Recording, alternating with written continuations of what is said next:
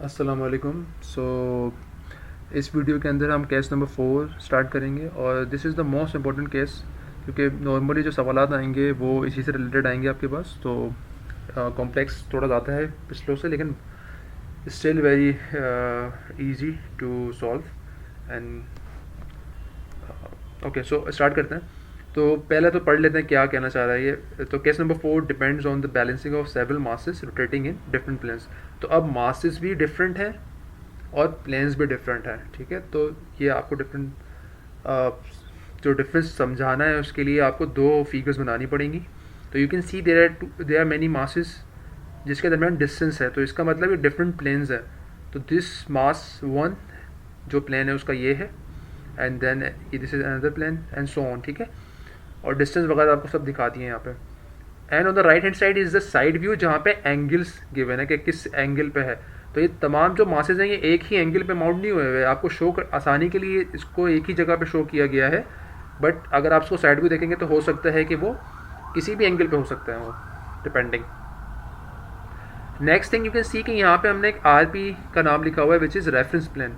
तो ये reference plane आपको सिलेक्ट करना पड़ता है और तमाम जो मूवमेंट निकलते हैं वो उसी के रेफरेंस से निकलते हैं। तो यहाँ पे जो एल नंबर मास है उसको हमने रेफरेंस प्लेन कहा हुआ है। Everything on the right hand side is positive, मतलब तमाम डिस्टेंस जो होंगे वो पॉजिटिव होंगे और लेफ्ट हैंड साइड पे नेगेटिव होंगे। कि बिल्कुल वही कॉन्सेप्ट है जिसमें आप movement can be counter clockwise and clockwise. तो हम वो काउंटर क्लॉकवाइज या क्लॉकवाइज के चक्कर में नहीं पढ़ते, हम डिस्टेंस को एज अ पॉजिटिव या नेगेटिव डिफाइन कर देते हैं। तो जो भी रेफरेंस प्लेन आप लेंगे उसके राइट हैंड साइड पे तमाम चीज़ें पॉजिटिव डिस्टेंस होगा और लेफ्ट हैंड साइड पे जो डिस्टेंस होगा वो नेगेटिव होगा। Again, similar concept, if you need to balance the whole system, you have two conditions. One, the force balance. Again, दो जो है आपके कंपोनेंट्स बन के आएंगे F X and F Y. तो आपके F X F Y has to be zero, and जो मूवमेंट है वो भी दो बन के आएंगे M X and M Y, दोनों जीरो होने चाहिए with respect to reference plan. अच्छा, आपने ख्याल ये रखना है जो आपका अननोन मास होगा, यानी जिसकी जो कंपोनेंट्स, जिसके जो प्रॉपर्टीज़ या कंपोनेंट्स हैं वो निकालना चाह रहे हैं, उसको आप एज अ रेफरेंस प्लेन इस्तेमाल करें। तो अगर लेट सपोज कि यहाँ पे एम एल जो है वो अननोन है, तो आप अपना तो फिर आप जो है ना यही इसी तरह करेंगे। आपके जो एम एल होगा उसको आप एज अ रेफरेंस प्लेन के तौर पे इस्तेमाल करेंगे। उसका फ़ायदा क्या है वो अभी आप आगे सवाल करेंगे तो उसमें आपको क्लियर हो जाएगा। तो हम जो है वो हम करते हैं सिस्टम को सॉल्व करने के लिए वी ड्रॉ अ टेबल, जो कि आसानी हो जाती है इसको सॉल्व करने के लिए। तो हम करते हैं पहले हम यहाँ पे मुख्तलिफ चीज़ें लिखते हैं। तो जो भी मासेस हैं उनका जो भी प्लान है सबसे पहले वो आ जाता है। तो लेट्स से यहाँ पे 1 L 2 3 4 ऐसा सब कुछ आ जाएगा यहाँ पे, जिसके नाम है बेसिकली वो मास। जो भी मासेस हमें पता है इसके क्या क्या मास हैं डिफरेंट, वो सारे आ जाएंगे। And then we have the degrees के उनकी जो एंगल है from the x axis counter clockwise वो क्या है, उनका रेडियस ऑफ रोटेशन क्या है। And then we will find the centrifugal force. तो दो कंपोनेंट बन के आएंगे, you will have a X component, will have a Y component. Cosine लगाएंगे तो एक्स कंपोनेंट बन के आएगा, साइन लगाएंगे तो वाई कंपोनेंट बन के आएगा। And then there is a distance from the reference plane जो कि मूवमेंट आर्म है बेसिकली आपका, जो कि यहाँ पे नज़र आ रहा है कि L1 L2 L3 L5 LM L4 ये आपके यहाँ पे आ जाएंगे। अब कपल निकालने के लिए you will simply multiply this. जब आप एक्स कंपोनेंट को मूवमेंट आर्म से मल्टीप्लाई करेंगे तो you will get couple of Y, मतलब जे के अराउंड रोटेट हो रहा होगा, वाई एक्सिस के अराउंड रोटेट हो रहा होगा। और अगर आप वाई फोर्स को मल्टीप्लाई करेंगे मूवमेंट आर्म के साथ तो आपको एक्स कंपोनेंट का कपल मिलेगा। इसकी क्यों ऐसा हो रहा है वैसे तो आपको पता होगा ये फ्रॉम स्टैटिक्स, लेकिन हम अगली स्लाइड पे दोबारा देख लेंगे इसको। सो अगेन जो पॉइंट मैंने बताया था कि select one of the balancing plane as a reference plane. जब भी जो बैलेंसिंग प्लेन होगा जिसकी चीज़ें अननोन होंगी आपके पास, उसको आप as a reference plane treat करेंगे। Theta should be measured counter clockwise from positive x axis और एज स्पेसिफाइड। नॉर्मली हम ऐसे ही करेंगे कि हम काउंटर क्लॉकवाइज उसको लेके चलेंगे। अब जो सवाल हम यह करेंगे उसमें आपको बताया नहीं होगा कि आपने कौन सा रेफरेंस प्लेन इस्तेमाल करना है। जैसे अगर दो बैलेंसिंग प्लेन है तो दोनों में से आप कोई भी वैसे तो इस्तेमाल कर सकते हैं, बट जो क्विज़ वगैरह या कोई एग्ज़ाम वगैरह में आपको मेंशन कर दूंगा कि आपने कौन सा रेफरेंस प्लेन लेना है, ठीक है। फॉर एग्जांपल यहाँ पे अगर दो अननोन है एल और एम, तो आप इन दोनों में से कोई भी रेफरेंस प्लेन ले सकते हैं, but L is better. Why? Because ज़्यादा बेहतर ये है कि तमाम जो टर्म्स हैं वो पॉजिटिव हों। तो अगर आप एल को रेफरेंस प्लेन ले रहे हैं तो तमाम की डिस्टेंस जो होंगे L2 L3 L तमाम पॉजिटिव होंगे, सिर्फ एक डिस्टेंस नेगेटिव होगा। But in the case of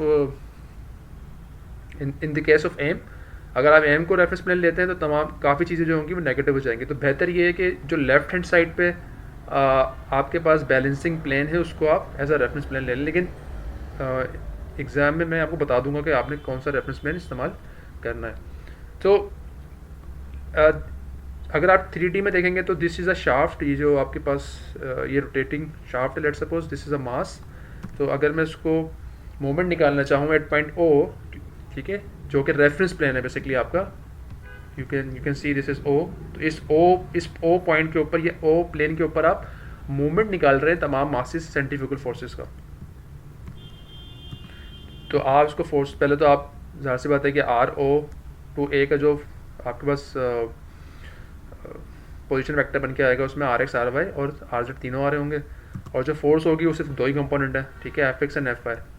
तो अगर आप मोमेंट आर्म इसमें मोमेंट की वो लगाएंगे विद बाय यूजिंग वेक्टर, तो यू कैन गेट कि आप दो फोर्सेस और मल्टीप्लाई हो रही होंगी वो एक ही मोमेंट आर्म के साथ। तो इसको यहाँ से देख लेते हैं स्केलर की टर्म्स में, दिस इज़ FX, और अगर मुझे O पे मोमेंट निकालना है तो जो डिस्टेंस जो डिस्प्ले मोमेंट आर्म होगा वो RZ होगा, और जो रोटेशन होगी वो अराउंड Y एक्सिस होगी, ठीक है। तो अगर मैं FX इस्तेमाल करूँगा, जो FX है it will tends to move the system in the Y axis, तो FX की वजह से Y एक्सिस के अराउंड जो मोमेंट प्रोड्यूस होगा, और FY का मोमेंट आर्म अगेन, अगर मैं ये मोमेंट आर्म यही आएगा आपके पास RZ, तो ये रोटेट होगा तो ये X एक्सिस के अराउंड होगा। तो जाहिर सी बात है अगर मैं FY फोर्स ले रहा हूँ तो वो X के अराउंड मूवमेंट प्रोड्यूस करेगा, अगर मैं FX ले रहा हूँ तो वो FY के अराउंड मूवमेंट प्रोड्यूस करेगा। डेट्स वाई यहाँ पे जो आपके पास Y कंपोनेंट था वो X से निकलेगा, X जो फोर्स का कंपोनेंट है उसको आप डिस्टेंस से मल्टीप्लाई करेंगे तो you will get the Y component of couple, और अगर Y को आप डिस्टेंस से मल्टीप्लाई करेंगे तो you will get the X component of couple. तो बड़ी अंडरस्टूड सी वेल एस्टेब्लिश चीज़ है ये। तो आई थिंक टाइम ज़ाया नहीं करते, उसमें हम एग्जाम्पल से स्टार्ट करते हैं इसको। So a shaft carries 4 masses ABCD of magnitude 200 300। तो 4 मासेस जो हैं वो बता दिए हैं कि 4 मासेस जो हैं बेसिकली वो अनबैलेंस मासेस ही हैं, वो चार, उसके चारों के मासेस आपको पता है। तो यू हैव ABCD, ठीक है, respectively and revolving at radii, चारों के रेडिया भी बता दिए हैं, यानी कि जो रेडियस हैं, यानी कि A का radius and then we have B का रेडियस C, वो तमाम रेडियस भी आ गए। तो मास पता चल गया, रेडियस पता चल गए। In planes measured from A at 300 millimetres 400 millimetres and 700 millimetres. तो ये जो है प्लेन्स का डिफरेंट का डिस्टेंस बता रहा है, यानी कि जो डिस्टेंस है वो A से फ्रॉम A, B जो है वो A से 300 मिलीमीटर दूर है, C जो है वो A से 400 मिलीमीटर दूर है, ठीक है, एंड D जो है वो A से 700 मिलीमीटर दूर है। तो यहाँ पे जो सेंटेंस लिखा हुआ है उसमें बताना ये चाह रहे हैं कि B, C और D प्लेन A से कितने दूर हैं। तो यहाँ पे आप देख सकते हैं कि B is 300 millimetre away from A, C is 400 millimetre away from A and D is 700 millimetre away from A। तो ये सब आपने बनाना है, ये you need to draw this both diagrams to solve the system, ठीक है। The angles between the cranks measured anti clockwise are A to B 45, यानी कि A और B का एंगल 45 है, A और B के जो एंगल है वो 45 है, B और C का एंगल जो है वो 70 है, B और C का, and then C to D का एंगल जो है वो 120 है। तो ये तीनों एंगल्स आ गए आपके पास। अच्छा, the balancing masses are to be placed in planes X and Y। ये 4 मासेस थे जो कि 4 प्लेन में थे जो कि अनबैलेंस थे। इन चारों मासेस को आपने बैलेंस करना है बाय यूजिंग 2 बैलेंसिंग मासेस जो कि 2 प्लेन्स में होंगे X और Y। तो आप देख सकते हैं यहाँ पे हमने 2 मासेस शो किए हुए हैं X और Y, ठीक है। अब तो X एंड Y के बारे में कुछ ना कुछ इन्फॉर्मेशन हमें मजीद देगा ये। तो distance between the planes A and X is 100 millimetre. तो वो बता रहा है कि X की पोजीशन कहाँ है, कितना दूर है वो A से। तो A और X के दरमियान जो डिस्टेंस है वो 100 मिलीमीटर्स है। Between X and Y is 400 millimetres. तो X और Y जो है उसमें डिस्टेंस जो है वो आपका 400 मिलीमीटर्स है, and between Y and D is 200 millimetres, और जो Y और D का डिस्टेंस है वो 200 मिलीमीटर्स है। तो इस तरह तमाम डिस्टेंस जो प्लेन के हवाले से थे वो तमाम आपको यहाँ पता चल गए हैं, ठीक है। If the balancing masses revolve at a radius of 100 millimeters, find the magnitude and angular position. Balancing masses अगर का जो रेडियस है वो भी गिवन है यहाँ पे 100 मिलीमीटर्स, तो ये जो x और जो y, ये जो दो बैलेंसिंग मासेस हैं, इन दोनों का रेडियस जो है वो 100 मिलीमीटर्स गिवन है. आपको निकालना क्या है, हमने इन दोनों के मासेस निकालने हैं और दोनों के थीटा निकालने हैं. यानी कि मुझे mx चाहिए, थीटा x चाहिए, मुझे my चाहिए, थीटा y चाहिए. तो अब इसको हम जो है वो टेबल बनाते हैं, सॉल्व करते हैं. तो यू कैन सी मासेस तो आप ABCD जो हमारे मासेस गिवन थे आराम से आपने चारों मासेस लिख दिए.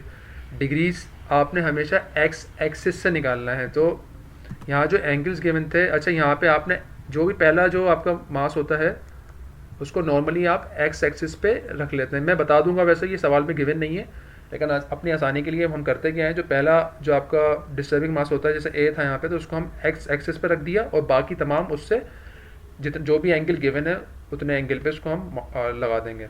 तो नाउ यू कैन सी ए और बी का एंगल तो 45 है, तो ए का जो एंगल है वो 0 है क्योंकि हम तमाम एंगल्स एक्स एक्सिस से निकाल रहे हैं काउंटर क्लॉकवाइज. बी का angle is 45. For C we need to add 70 and 45, ठीक है, तो 115 आ जाएगा. और फिर डी के लिए हमें तीनों एंगल्स 120, 70 और 45 ऐड करने पड़ेंगे. तो आराम से आप थीटास निकाल सकते हैं यहाँ पे, जो कि यहाँ लिख दिए गए. उसके बाद चारों के रेडियस हमें पता है, तो वो चारों के रेडियस आपने यहाँ लिख दिए हैं, ठीक है. अच्छा, ये दोनों चीज़ें हम निकालते हैं. उसके बाद जो डिस्टेंस था, जो मूवमेंट आर्म के लिए डिस्टेंस चाहिए था, वो अगेन आपका यहाँ से आएगा. यहाँ पे जो रेफरेंस प्लेन हमने लिया वो एक्स लिया हुआ है, ठीक है, because X and Y are the unknown force, unknown masses and unknown thetas. तो हमेशा अननोन जो है उसको आप रेफरेंस प्लेन लेंगे जो बैलेंस कर रहा होगा सिस्टम को. और x is better because most of the अगर हम एक्स को लेंगे तो most of the distance will be positive, क्योंकि राइट हैंड साइड पे ज़्यादा चीज़ें आएंगी. वाई को लेंगे आप तो ज़्यादा चीज़ें लेफ्ट हैंड साइड पे आएंगी और नेगेटिव होंगी. तो बेटर यही है कि आप एक्स को जो है वो रेफरेंस प्लेन ले लें ताकि आपकी जो मैक्सिमम चीज़ें हों वो पॉजिटिव रहें. तो एक्स इज़ रेफरेंस प्लेन, तो मुझे तमाम डिस्टेंस जो है वो एक्स से चाहिए. रेफरेंस प्लेन का मतलब क्या है कि मैं उस प्लेन के ऊपर मूवमेंट लगा रहा हूँ, तो तमाम जो फोर्सेस क्रिएट हो रही हैं इन तमाम मासेस से और ए से, उनका मूवमेंट मैं इस पॉइंट पे लगा रहा हूँ. तो मुझे डिस्टेंस चाहिए तमाम मासेस का from this reference plane which is X. तो अगर मैं ए की बात करता हूँ तो ए एक्स से कितना दूर है, -0.1 मीटर्स. ये 100 मिलीमीटर्स है बिकॉज इन नेगेटिव साइड जगह पर है. तो ए जो है वो एक्स से -0.1 दूर है. बी जो है वो 200 मिलीमीटर्स दूर है, ठीक है, क्योंकि 300 -100 हो जाएगा ये. And so on. आप सी वाई डी सबके डिस्टेंस निकाल सकते हैं फ्रॉम एक्स. तो अभी हम ABCD की बात कर रहे हैं, तो तमाम आपने यहाँ पे डिस्टेंस लिख दिए गए. अब जो दो बैलेंसिंग मासेस थे उसमें क्या क्या पता था हमें, विच वर एक्स एंड वाई. हमें मास नहीं पता तो हम mx और my वेरिएबल इस्तेमाल करेंगे. थीटा भी नहीं पता तो हम we will use theta X and theta Y.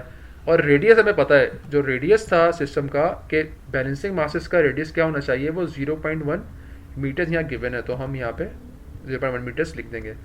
अच्छा, डिस्टेंस फ्रॉम जो x था वो तो रेफरेंस प्लेन ही था, तो उसमें उसका अपने से डिस्टेंस तो कुछ भी नहीं, तो 0 आ गया. और y जो था वो x से 0.4 मीटर्स दूर है. यू कैन सी y जो है वो x से 0.4 मीटर्स दूर है, तो y का डिस्टेंस जो है reference plane which is x is 0.4 metres, ठीक है. तो अब आपको यहाँ पे, अच्छा, अब हम x कंपोनेंट निकालना है हमने which is nothing but m r cos theta. तो m पता है, r पता है और एंगल पता है, तो cos थीटा से आप बेसिकली ये पूरा जो कॉलम है ये आप भर सकते हैं. जो आपको नंबर्स में आ रहा होगा नंबर्स में आ जाएगा, और जो आपके वेरिएबल्स में आ जाएगा वो वेरिएबल में आ जाएगा. तो this column is nothing but m r cos of theta, this column is nothing but m r sin of theta. तो आप बड़े आराम से ये दोनों कॉलम्स भर सकते हैं. Now for the couple, x component को अगर मैं डिस्टेंस से मल्टीप्लाई करूँगा तमाम रिस्पेक्टिव, तो I will get the Y component of couple, ठीक है. तो ये वाई कंपोनेंट आ गया, तो I am multiplying this X column with this moment arm column, ठीक है. तो आपके पास वाई कंपोनेंट आ गया. सिमिलरली अगर मैं वाई कंपोनेंट की फोर्स को मोमेंट आर्म से मल्टीप्लाई करूँगा तो I will get the x component of couple and so on. तो ये पूरा टेबल जो है वो बन के आ गया आपका. अब आप ये देखें कि आपके पास हमने कॉन्सेप्ट क्या था कि तमाम फोर्सेस का सम और तमाम मोमेंट का सम जीरो होना चाहिए। तो दिस एक्स कंपोनेंट हैज ये जो पूरी जो कॉलम है, इसको अगर मैं सारे जो एलिमेंट्स हैं उनको ऐड करता हूँ तो वो जीरो के बराबर होना चाहिए if the system has to be balanced. Similarly this Y component का कॉलम भी जीरो के बराबर होना चाहिए if the system has to be balanced, and so on. This column has to be zero and this column has to be zero. ठीक है, तो ये चार इक्वेशन बन के आ रही हैं। सो ये this equation will give you summation F X is equal to zero, this equation will give you, सबको ऐड कर लेंगे आप तो summation F Y is equal to zero, इन तमाम एलिमेंट्स को ऐड कर लेंगे आप तो you will get summation M Y is equal to zero, and अगर आप इन तमाम एलिमेंट्स को ऐड कर लेंगे तो you will get the x component of movement जो कि जीरो के बराबर है। तो you have four equations and you have four unknowns. Why? Because you want to know mx, my and you need to know theta x and theta y. तो चार unknown और चार equation है आपके पास। अब आपको ये अंदाज़ा हो रहा होगा कि जो x कंपोनेंट था, जो x था, जो कि बैलेंसिंग प्लेन था, उसको रेफरेंस प्लेन लेने का फ़ायदा क्या हुआ? उसका फ़ायदा ये हुआ कि अगर हम एक अननोन प्लेन को ही रेफरेंस प्लेन लेते हैं तो ये ज़ीरो आ जाता है क्योंकि वही रेफरेंस प्लेन है, तो देर इज़ नो डिस्टेंस। तो इसका फ़ायदा ये होता है कपल ज़ीरो हो जाता है। जब कपल जीरो हो जाते हैं तो जो कपल की इक्वेशन होती है उसमें आपके अननोन्स कम हो जाते हैं। यू कैन ईजिली सी कि यहाँ फोर्स की जो इक्वेशन है ये एफ एक्स की, लेट सपोज चार अननोन है यहाँ पे, M X, theta X, M Y, theta Y. But in couple equation you just have two unknowns, M Y and theta Y, because ये टर्म जीरो हो गई है बिकॉज जो मूवमेंट आर्म था वो जीरो था। ठीक है, तो ये फ़ायदा होता है कि जब भी आप अननोन जो आपके पास बैलेंस मासेस होते हैं उसको आप एज अ रेफरेंस प्लेन लेते हैं तो वो जो आप कपल होता है वो जीरो हो जाता है। तो अब हम चारों इक्वेशन यहाँ लिख देते हैं, ये इस तमाम टर्म्स को ऐड करेंगे तो एफ एक्स बन जाएगा एंड सो ऑन। ठीक है, तो ये आपके पास यहाँ पे समीशन एफ एक्स की एक टर्म आ गई, समीशन एफ वाई की एक टर्म आ गई, then we have summation M Y and we have summation M X. ठीक है, अच्छा अब अगेन आप 1 और 2 को सॉल्व नहीं कर पाएंगे क्योंकि चार अननोन है, तो आप 3 और 4 को सॉल्व करते हैं पहले। तो अगर मैं 4 में आप देखें एम वाई और साइन थीटा वाई, और 3 में जो है m y cos theta y, तो अगर मैं दोनों को डिवाइड कर दूं 4 डिवाइडेड बाई 3 तो साइन और कोसाइन जो है वो 10 बन जाएगा, तो 10 का आंसर आ जाएगा बेसिकली आपके पास। एम वाई कैंसिल आउट हो जाएगा, you will get the result of theta y which is -12.8। ठीक है, अच्छा अब यहाँ पे इंपॉर्टेंट बात यह है कि आपने आइडेंटिफाई करना है कि ये जो आपका थीटा है ये किस जो है वो क्वाड्रेंट में है। तो उसके लिए आपको देखना पड़ेगा कि आपका साइन और आपके साइन और कोसाइन की जो साइन है वो क्या है। ठीक है, तो you can see from here m y has to be positive, तो इसका मतलब साइन थीटा वाई जो है वो नेगेटिव है यहाँ पे। ठीक है, नेगेटिव आएगा इस सिस्टम में, और cos theta y is positive क्योंकि ठीक है, तो sine is negative, cos is positive. इस मीन कि आप जो है आप जो है sine is negative and cos is positive, तो आप फोर्थ क्वाड्रेंट के अंदर हैं। तो ये जो एंगल आ रहा है ये एक्स एक्सिस से आ रहा है लेकिन ये क्लॉकवाइज आ रहा है। ठीक है, आपको क्या चाहिए? काउंटर क्लॉकवाइज चाहिए। तो आपको काउंटर क्लॉकवाइज निकालने के लिए इसमें 180 से आप 12.8 को माइनस कर देंगे तो आपको ये जो क्लॉकवाइज एंगल था, काउंटर क्लॉकवाइज एंगल था फ्रॉम द एक्स एक्सिस, वो मिल जाएगा। तो जब भी थीटा आपने इस्तेमाल करना है, क्योंकि हमने जो भी यहाँ थीटा लिखे हैं these all are from the x axis counter clockwise, तो इसलिए यहाँ पे आपको क्वाड्रेंट निकाल के एग्जैक्ट जो थीटा है counter clockwise from the positive x axis वो लिखना ज़रूरी है। तो this is your actual theta y. ठीक है, तो अब आपने अगर एम वाई निकालना है, थीटा वाई तो आप निकाल चुके हैं, अब एम वाई निकालने के लिए you have to use this theta. आप इस थीटा को इस्तेमाल करेंगे तो आप गलती कर सकते हैं, बिकॉज तमाम जो थीटा हैं वो हमारे पॉजिटिव एक्स एक्सिस से होने चाहिए काउंटर क्लॉकवाइज। ठीक है, this is not counter clockwise, this is clockwise. ठीक है, तो ये थीटा वाई भी आ गया। तो क्यों आपको दो जो अननोन थे वो पता चल गए। Now you can use m Y theta Y और वो आप 1 और 2 को सॉल्व कर सकते हैं। तो इसी तरह आप 1 और 2 को सॉल्व करेंगे साइमल्टेनियसली, तो आप you can get theta x again. So now theta x is 33.372 आ रहा है आपके पास। तो अगेन आपको चेक करना पड़ेगा कि आप किस क्वाड्रेंट में। You can C cosine is negative, ठीक है, एंड साइन इज नेगेटिव, दोनों नेगेटिव है। तो दोनों नेगेटिव होंगे तो इट्स मीन कि आप थर्ड क्वाड्रेंट के अंदर हैं। ठीक है, थर्ड क्वाड्रेंट के अंदर है, और अगेन आपको फिर जो ये एंगल है थर्ड क्वाड्रेंट एक्स एक्सिस से दिखा रहा है, तो आपको पॉजिटिव एक्स एक्सिस से निकालने के लिए इसमें 180 को ऐड करना पड़ेगा। ठीक है, तो यहाँ थर्ड क्वाड्रेंट में आपको यहाँ पे कहीं होंगे आप, ठीक है, और एंगल आपका जो 33 है वो ये वाला एंगल होगा, बट आपको ये 180 पूरा ऐड करना पड़ेगा, तो आप टोटल एंगल आपको मिलेगा from the positive x axis. तो दिस एंगल इज़ 213। तो अब आपने ये वाला एंगल इस्तेमाल नहीं करना है एम निकालने के लिए, ठीक है, क्योंकि आपने जो एम निकालने के लिए एंगल इस्तेमाल करना है वो ये वाला थीटा एंगल इस्तेमाल करना है। तो आप ये एंगल किसी भी दोनों इक्वेशन में से किसी में एक में पुट करेंगे this angle and you can easily find m x. तो वो एम एक्स का रिजल्ट आ गया। तो 4 अननोन थे और चारों अननोन जो हैं वो यहाँ पे निकाल चुके हैं। तो ये तरीका होता है सिस्टम को सॉल्व करने का। इसको चेक करने के लिए व्हाट यू कैन डू, आप जो भी आपने रिजल्ट निकाला है, आपको m x M Y theta x और थीटा वाई पता चल गए हैं, तो आप अगर तमाम चीज़ें इन दोनों इक्वेशन, इन दोनों जो टर्म्स हैं इसमें डालेंगे, तो तमाम का जो समेशन है वो ज़ीरो होना चाहिए, ठीक है, क्योंकि सब इक्विलिब्रियम में। तो आप एम एक्स और थीटा एक्स यहाँ पे डालें, एम वाई थीटा वाई यहाँ पे डालें, सबको ऐड करें, it has to be zero. Zero होगा तो इसका मतलब आपका जो सोल्यूशन था वो बिल्कुल सही था। तो ये कॉन्सेप्ट है बैलेंसिंग को मास का। सो सॉल्व करें, इसको ट्राई करें खुद से सॉल्व करने की, एंड देन जो भी सवाल होगा वो हम देखेंगे। तो अभी यहीं पे रखते हैं, और एक एग्जाम्पल इसकी और बाकी है, तो वो हम इंशाल्लाह अगली वीडियो में अपलोड करूँगा मैं।